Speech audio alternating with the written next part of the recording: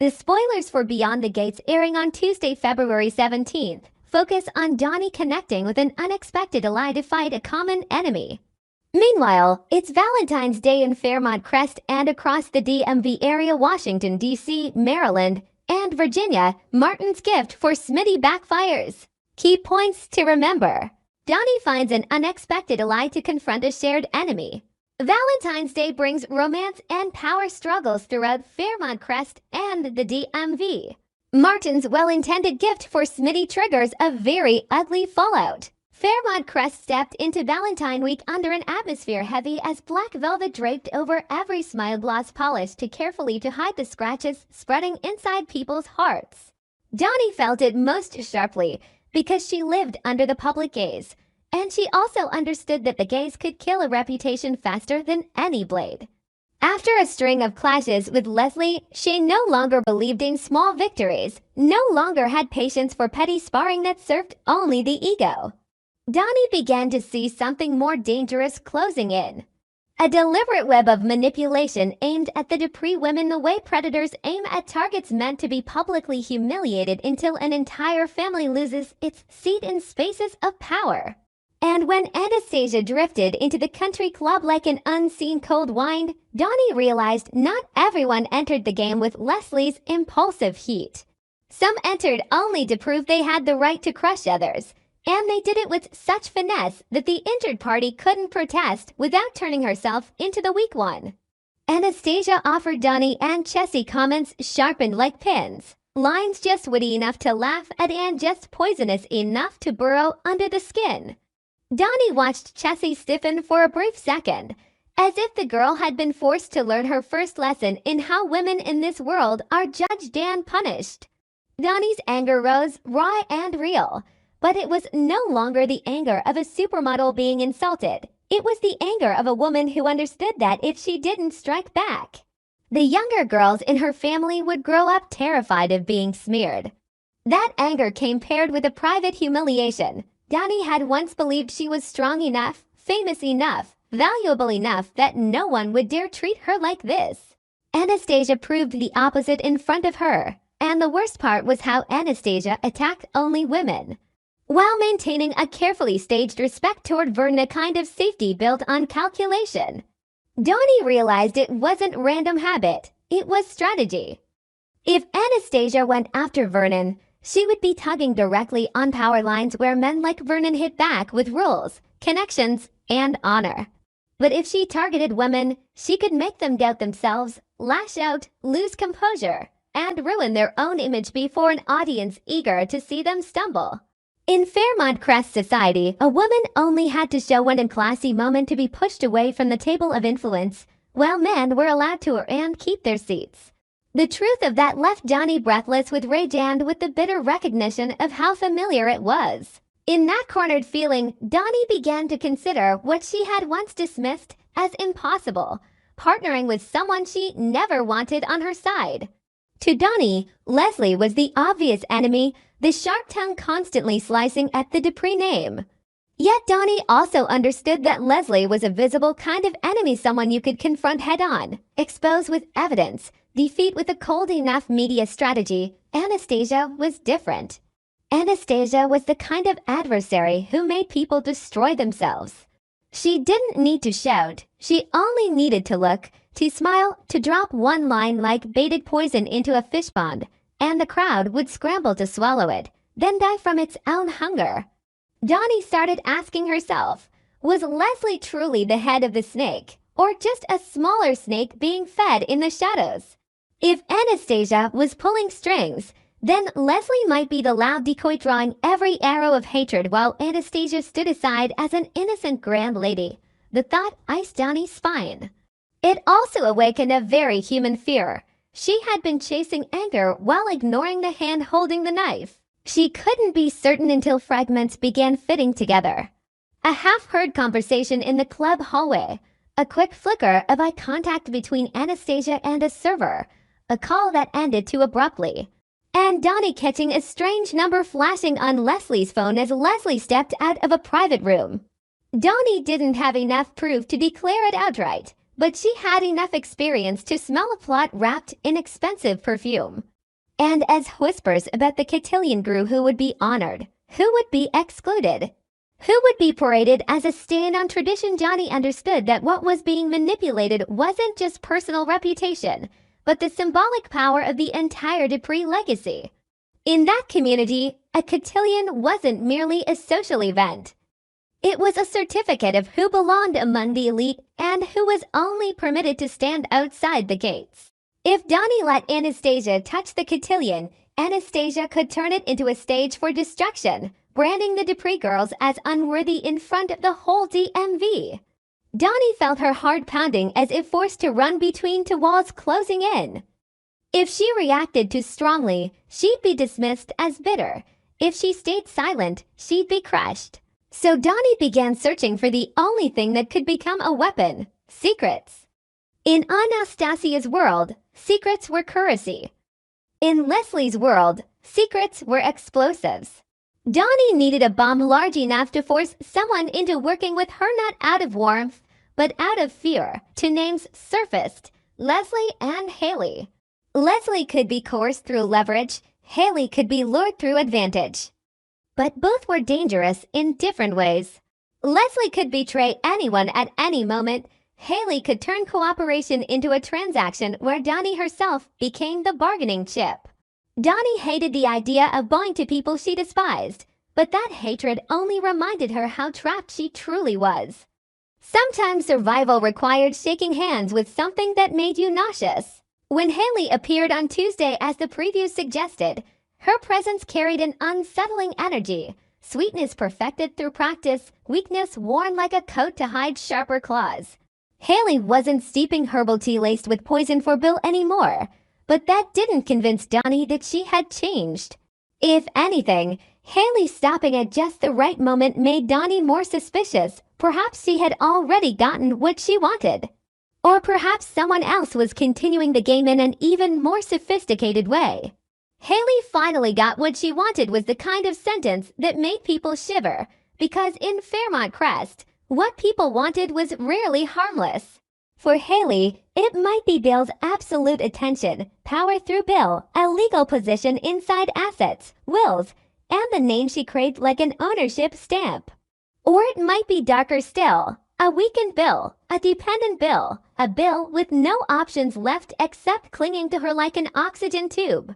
Donnie watched Bill and felt a strange mix of contempt and fear. Contempt for how blind men could become when led by a woman who matched their appetite, and fear because if Bill collapsed, the waves would slam into everyone nearby and drag even the innocent under. If Bill spiraled, the Dupree family could be pulled into legal consequences, media fallout, even political tremors. And if someone was intentionally weakening Bill only to pin it on Haley, then another hand was playing blood games with white gloves. Donnie began to see Haley as a crossroads, either the culprit, the sacrifice, or both. Leslie remained a loudest target, the easiest villain to shoot at, but Donnie was no longer convinced Leslie was the one holding the gun. Valentine's Day arrived like a trap decorated in roses. In the glittering party space, everything was arranged to make people believe love could cover anything. But Donnie could see the cracks under the glaze. Joey yielding control to Vanessa was so unusual it felt like a calculated surrender. Joey wasn't the kind of man who released power without a survival reason. His retreat suggested to chilling possibilities. Either he was hiding a dangerous deal and needed Vanessa as a shield, or Vanessa held something capable of destroying him.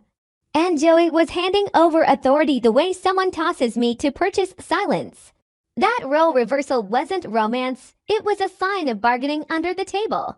And in bargains like that, any woman who believed she was being crowned often didn't realize she was being handed the burden of blame. Donnie watched Vanessa move through other people's eyes and recognized a different kind of fury. Fury at being dragged into Joey's world. Fury at knowing she was walking a wire. Fury at being unable to return to who she used to be. Elsewhere, Anita sang for Vernon. On the surface, it was romantic, an echo of Christmas, when Vernon had once gifted his wife songs. But in Fairmont Crest, every performance could be a coded message. Donnie watched closely and felt unsettled. The song sounded like a renewal of vows and also like a quiet warning, the kind that reminded Vernon there were things hidden and time was running out. If Vernon was tied to Anastasia on a deeper level, if an old secret lived between them, Anita might have been testing her husband's reaction or signaling to those who would understand. Between the notes, Donnie noticed the handshakes, the glances, the phones tucked beneath napkins, the servers who moved too slowly as if creating cover. A romantic moment could easily conceal a private exchange. Donnie felt as though she stood in a theater where the stage was love and the backstage was conspiracy. Martin and Smitty were another story, yet still trapped in the same undertow. Martin's gift backfired, and Donnie didn't need anyone to explain how dangerous a gift could be when it triggered memory. For people like Smitty, the deepest wounds weren't in what was said, but in what was awakened. The gift might have accidentally echoed a painful secret, a time Smitty had tried to bury. Or the gift might have been swapped. In Fairmont Crest, swapping gifts wasn't childish mischief. It was a way of sending a message that any relationship could be sabotaged with the lightest touch. Donnie sensed the same hand at work again, the hand that loved to plant doubt between lovers until trust dissolved like sugar in water. If Martin couldn't salvage their holiday, if Smitty interpreted this as proof Martin didn't truly know him, then the relationship would become a fresh crack for someone else to wedge a blade into. Nicole, meanwhile, faced Keel or Carlton the way someone faces a mirror that reflects her true self. This wasn't merely choosing romance, it was choosing strategy. Nicole understood that power in Fairmont Crest never came alone, it came through alliances. Her choice could ignite a chain reaction, possibly a scandal right in the middle of the party. And Donnie knew scandal was Anastasia's oxygen. A well-timed scandal could derail everything, distract people from the real manipulator, turn every conversation into gossip about who slept with whom and who betrayed whom, instead of who was systematically dismantling a family's reputation. Donnie could see the frightening connection. If Nicole chose power, she might unintentionally serve Donnie's plan or destroy it depending on who stood beside her. Donnie hated having to calculate someone else's heart like a chess move, but she also knew that if she didn't calculate it, someone else would do it for her. Ted and Shanice planned a romantic date at an upscale restaurant, and Donnie no longer believed in pure romance. One text, one call, one headline could shatter the night. An uninvited presence could turn dinner into a battlefield. The possibility that this scene might be trimmed down only made Donnie more certain a larger twist lurked underneath something someone didn't want public yet. As if they were saving the bomb for the perfect moment. Through every thread, Donnie returned to the core question: who was the true shared enemy? If it was Leslie, Donnie needed one decisive strike to force Leslie to retreat or be crushed. But if Leslie was only a pawn and Anastasia the true manipulator, then Donnie had to change her strategy completely. She began building a scenario in her mind. What evidence could she hold that would force Leslie into cooperating? A secret about money, a call, a deal, a vulnerability Leslie kept hidden. Donnie imagined the moment she laid that evidence on the table. No dialogue needed, only a look. Only silence long enough for Leslie to understand her entire life could be destroyed with a single press of a button. But Donnie also understood the darkest possibility. If Anastasia stood behind it all, Anastasia might have already prepared to sacrifice Leslie like a disposable piece. In that case, Donnie's leverage would be useless. Donnie needed proof that reached Anastasia herself, something that made it impossible for her to keep playing the innocent lady role. Donnie's anger was no longer hot, it was cold. It made her more ruthless, and that ruthlessness made her nauseated with herself. Donnie had always believed she was different from the manipulators. But Fairmont Crest was forcing her into a version of herself she wasn't sure she wanted to live with. She looked at Chessie, at the Dupree women being attacked without the male tools of retaliation, and she told herself her cruelty was necessary. Yet deep down, she was afraid that when all of this ended, she wouldn't recognize herself. Valentine night kept moving forward, flowers, music, touches of hands staged like vows. But Donnie could see the traps being set. Joey stepped back so Vanessa could step forward, as if placing a crown that might actually be a collar. Anita's song seemed to lock a secret beneath the floorboards. Martin hovered on the edge of losing Smitty over a mistake that might have been planted. Nicole's choice wasn't only about a date, it was about her position on the board. Haley smiled like someone who had finally won, yet everything around her hinted that the plan wasn't over, that Bill might still be weakening under another unseen hand. And Leslie, enemy or pawn, remained Donnie's doorway into the truth. Donnie understood that partnering with the unexpected person wouldn't be a beautiful moment of unity. It would be a handshake holding a knife. If she chose Leslie, she would have to stand beside someone she loathed and accept the risk of being stabbed in the back. If she chose Haley, she would have to accept that Haley would name a price, and that price might be a piece of Donnie's dignity. But if she chose no one, if she tried to fight Anastasia alone, she would be crushed by a system designed to make women tear one another apart while men stood outside preserving their faces. As the party neared its end, Donnie felt poised at the edge between two decisions that both required dirty hands. She looked around and realized Fairmont Crest was no longer a place of harmless social performance. It was a battlefield. And on that battlefield, the survivor wasn't the good one, it was the one who identified the true enemy. Donnie tightened her fist around a sliver of evidence she had just obtained through a chain of coincidences too perfect to be accidental, and she knew tomorrow would not look the same. If that evidence proved Anastasia had been pulling strings, Donnie would have to break the rules by dragging her into the light, even if it meant sacrificing a pawn. But if it proved Leslie had gone too far, Donnie would use it to force Leslie to kneel in silence, forging a one-of-a-kind alliance the whole of Fairmont Crest wouldn't understand until it was too late. And just as Donnie believed she was ready to strike, a text flashed like a cold blade. Someone had seen a person leaving the party with a thick envelope bearing the cotillion seal, and the name mentioned wasn't Leslie, wasn't Haley. But someone Donnie had never imagined would be directly involved, making her realize the hand pulling the strings might have been standing beside the Dupree family far longer than any suspicion she had ever dared to form.